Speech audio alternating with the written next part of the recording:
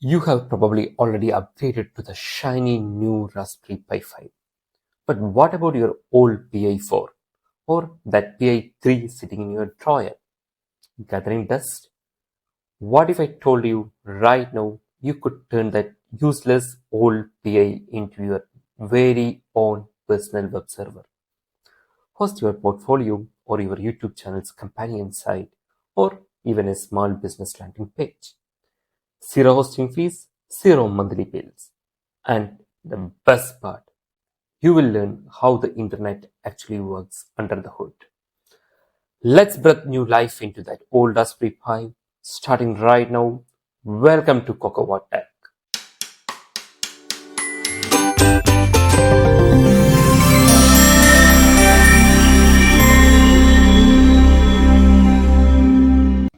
Now I know what you are thinking.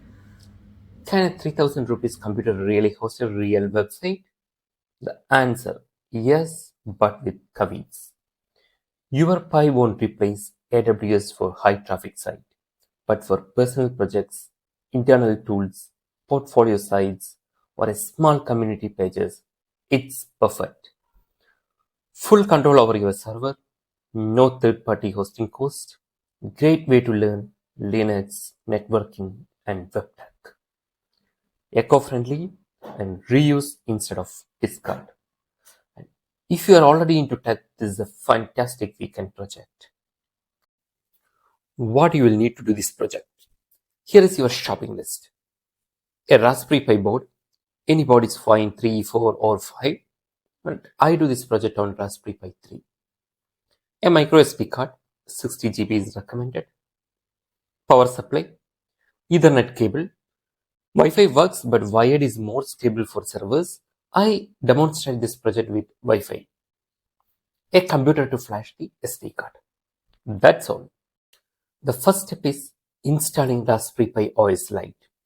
First, grab Raspberry Pi imager from raspberrypi.com, flash Raspberry Pi OS Lite, enable SSH during setup so you can control it without a monitor and keyboard. If you are new to installing Raspberry Pi OS, please follow this video. This have the step-by-step instruction in detail. Let us see the boot and initial configurations. First, pop the SD card into your Pi and connect it to power. Find its IP using your router admin page or ARP command. Let's see how we'll run ARP command. Open the DOS or command prompt on your Windows. Type the command ARP-A. ARP is nothing but address resolution protocol table. So this will list the internal IP addresses and their corresponding MAC addresses. You can identify the new IP address in this list. This is your device or this is your Raspberry Pi's IP address. We have to configure it static. Let's see it next. So I have connected my Raspberry Pi device over real VNV. First, we have to run two commands to update the packages and to upgrade it. Those are sudo apt update and sudo apt upgrade. Next, we have to set a static IP for our device. For a stable server, it is better to configure your Pi to have a fixed internal IP address. We can do this using a network manager. The most straightforward way is to set a static IP using network manager utility that is now default. So to start this tool, we have to run this command sudo nmtui. To edit the connection, use the arrow key to select edit connection and press enter. Select your active Wi-Fi connection, then configure IPv4. Scroll down to IPv4 configuration section. Change the automatic setting to manual using the arrow keys and enter. Now enter your details. Select the show button next to address and press enter. Select add and enter your static IP in CADR notation. So here the address you can mention. Scroll down to gateway, enter your router's IP address. Now scroll down to DNS server, enter your desired DNS. Your router and Google DNS is a good practice always. Now save and apply. Scroll to the bottom and select OK. Select back and then you can quit. Next crucial step is installing a web server. Let us install Apache, one of the world's most popular web servers. So we can go to the bash command. You can run this following command to install Apache. Once this is done, open a browser and go to your Pi's IP. Boom! You should see the Apache default page. So it works. Now we have to install some supporting software packages also. If you plan to run dynamic websites like WordPress or custom PHP applications, you need to install PHP and a database server like MariaDB. If you only plan to host static HTML and CSS, you can skip this step. It will be always available by default. So install PHP, you have to run this command sudo apt install PHP. To install MariaDB or MySQL, you have to run the following command sudo apt install MariaDB.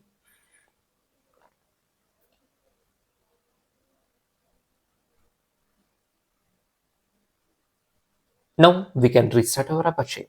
Sudo service apache to restart. So we have done all necessary installations. Now we have to host our own website. So for this demo purpose, I will use my personal website static pages. But nowadays, creating a website is very easy using some AI tools. I will do a dedicated video on how to create a website in 30 minutes using some AI. Now the final step, deploying your website. Your website files need to be placed in the web server's root directory. For Apache on Raspberry Pi OS, this is typically under var www/html folder. So first we have to change the permission of this folder to keep these files at this directory. By default, only the root user can edit files in this folder. To allow your regular user to easily upload and edit files, the ownership can be changed with these following commands. You can execute these following commands on bash.